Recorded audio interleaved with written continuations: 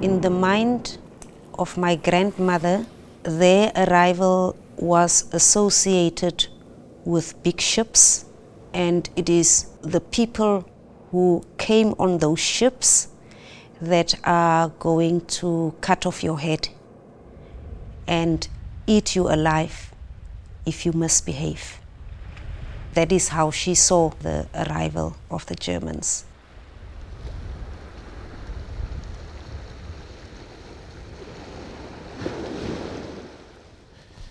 This is the direction in which my people fled 100 years plus now.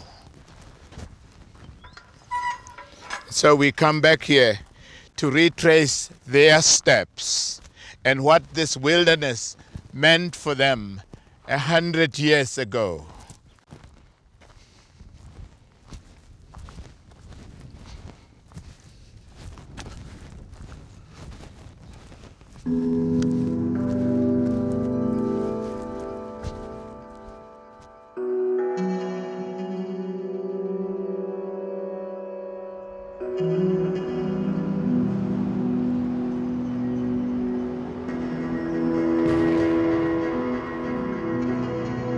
What I want to emphasize is the manifold fashion in which the law facilitated and organized colonization. In the 19th century, international law received a new ethos, an ethos of spreading European ideas, European mores, European law everywhere. Europeans have long had a sense of superiority of European culture, European religion, European law. Much of the official justification of colonialism is based on this deep-rooted idea among Europeans that Europeans are a chosen set of peoples.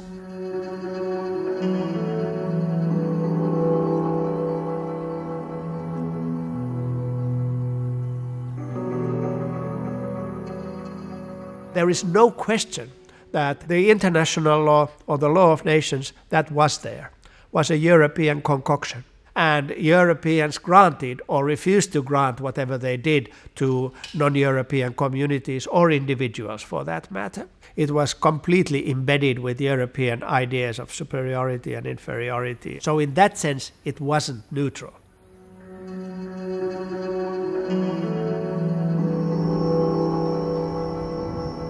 I heard a bit of stories from my grandmother. Well, she says they came from a very vast country of huge open fields. She talked about a country of endless waters.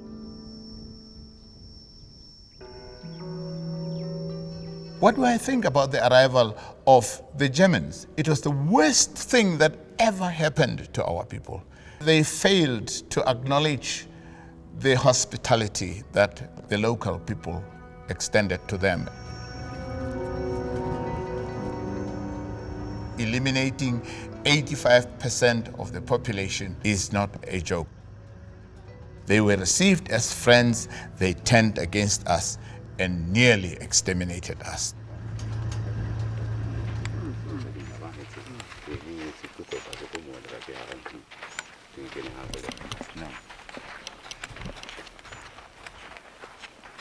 The arrival of the Germans started in fighting.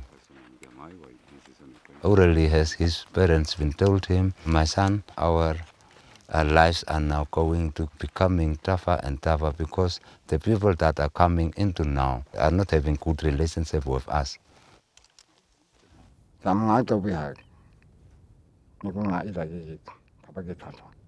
He have also saw a grave while he was moving with his father. He said, do you see that grave? It is where your uncle was buried because he was killed by the Germans.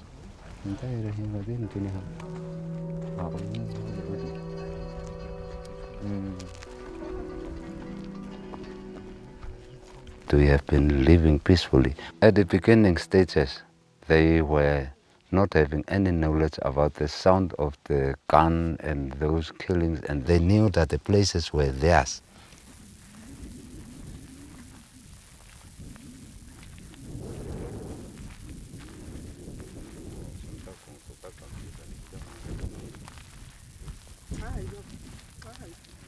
The only place to get the water was the Sfonden. There has been a thick trees, and Germans were hiding there and shooting the people with guns, you know.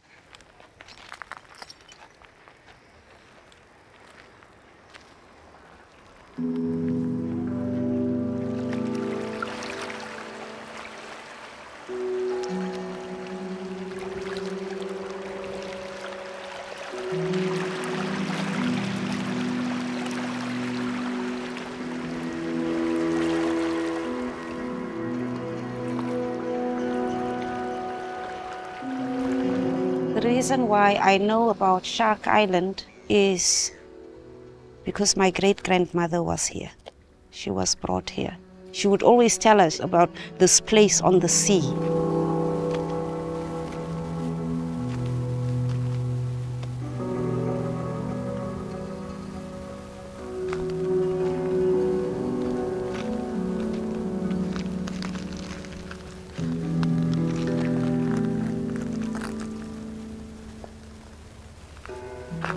She would say, Koe Orep haduni habue.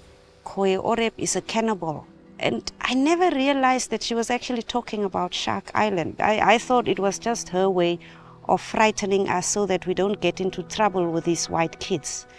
In her mind, if you look for trouble with a white person, you will end up on the island and your head will be eaten.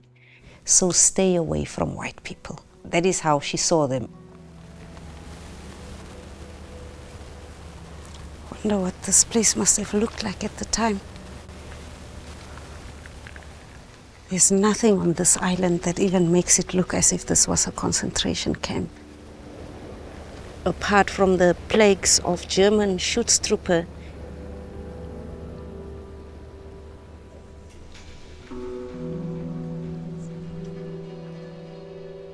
you wouldn't even imagine that something so horrible happened here. That women were actually raped on these rocks.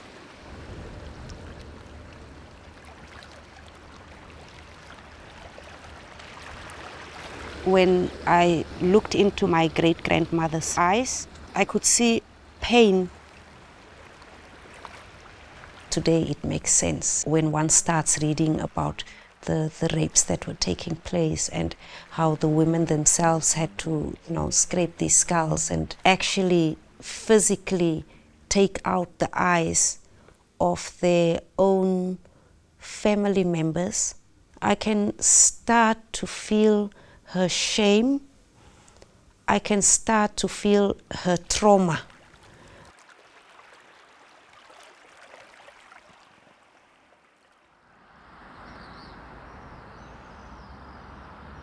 Colonization was perfectly legal through the only set of standards that dealt with colonization. There's no question about that.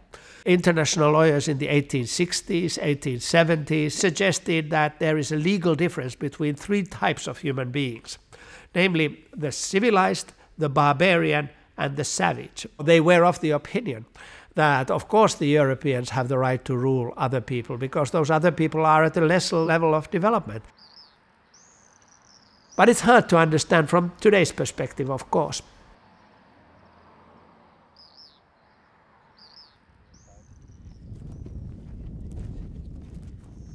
I only found one paternal grandmother who fled from then German Southwest Africa. It was a difficult flight into the wilderness of the Kalahari.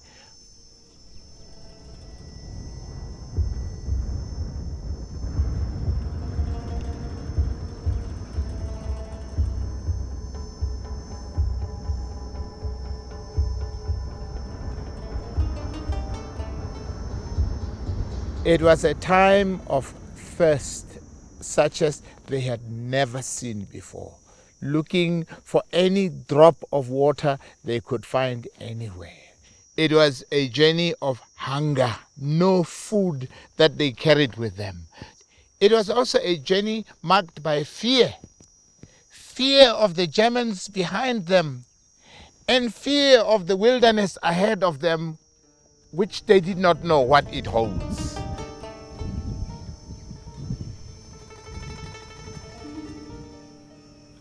this desert is tainted with the dry bones of my people because of the arrival of the Germans.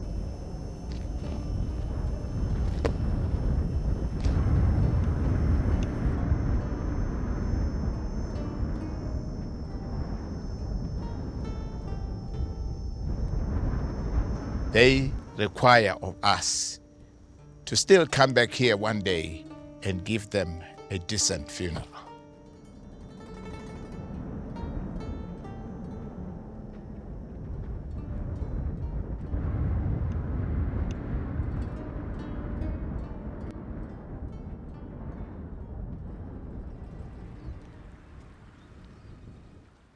One of the prime features of colonialism was dispossession. The colonialists, when they came, they had to dispossess land from the indigenous communities, and this is exactly what happened in Namibia. So we've got a sad legacy of people that were dispossessed of their ancestral land.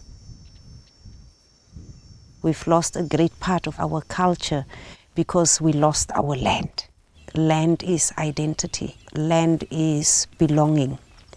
And with belonging comes norms and values.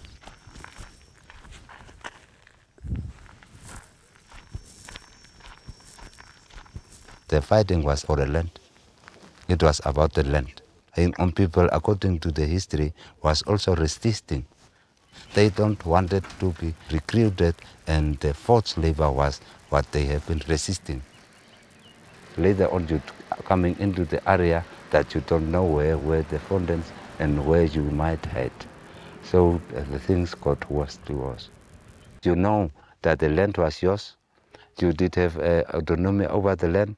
Today you don't have a land. You have nothing to say. So it's a very poor position in which we are. We said.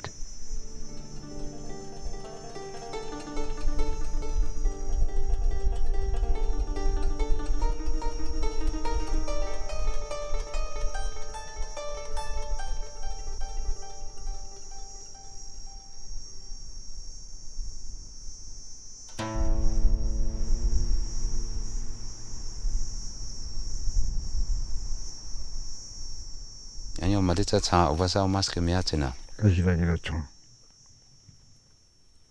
Inge kamon ya chong. He is feeling very bad. Now the time that they have been living alone on their own with their rights on the land and the rights that you have now been dispossessed, he wants to cry, he said.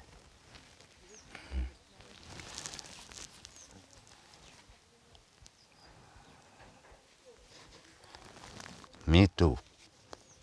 It's bad.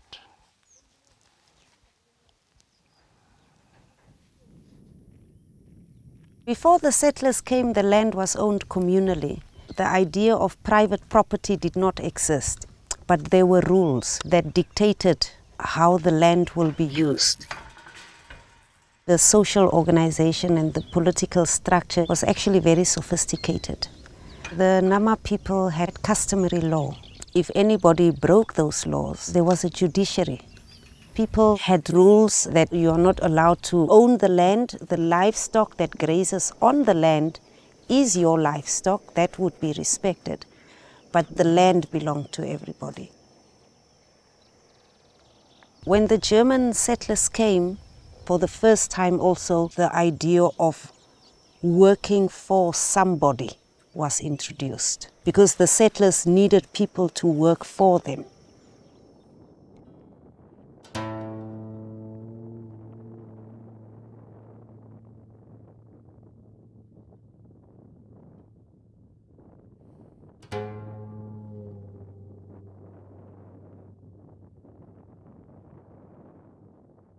The people who were brought to Shark Island were used as slave labor. They were responsible for building the railroad. Every day they had to bring in new slaves, because the slaves that were working on the railroad yesterday are dead in the morning.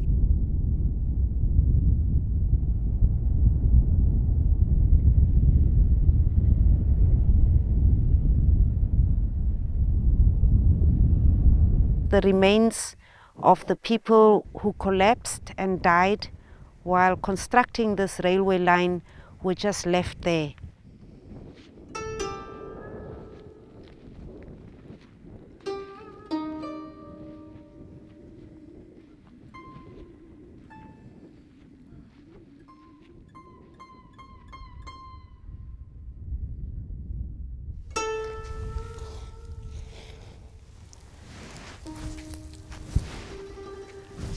Kain se sare ti ke kuto.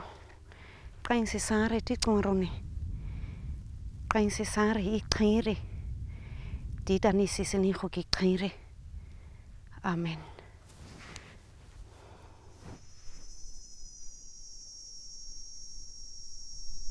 What Germans need to be conscious of is that in chasing us out from our ancestral land, they began the process of our identity loss. Unless our stolen land is restored, we will remain a people without identity. Namibia is one of the most unequal countries in the world. 70% of arable land, productive land, is still in the hands of the white settler communities. People are saying, we know where the land is. We know this land was taken forcefully from our ancestors. We cannot continue having a situation where the majority of the people who have lost their land during colonialism are still landless.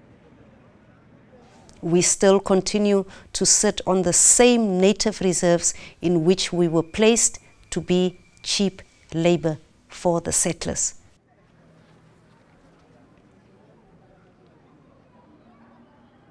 We are the forgotten people of the world. Nobody talks about those of us that are in the diaspora.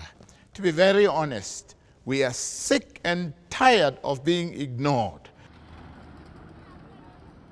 The call is very clear. Indigenous people, in terms of international law, they are having their right to the land that they previously owned before colonialists arrived in Namibia and also all over the world. This land is scattered with their bones. When the Nama people say we want our land back, it is those scattered bones that are speaking. It is those bones that are saying, I want my land.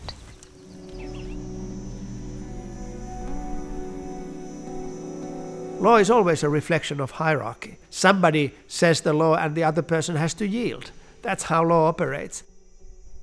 Today we have a little bit of a difficulty in understanding how the law can be bad, because in our own lives here we tend to think that international law today is a force for good. Well, I'm not so sure about that. International law is just an instrument that some people use for their purposes. There is a professional cadre of people, lawyers such as me, who get hired by others and who then plead their case. And you know, sometimes the case is good, sometimes the case is bad.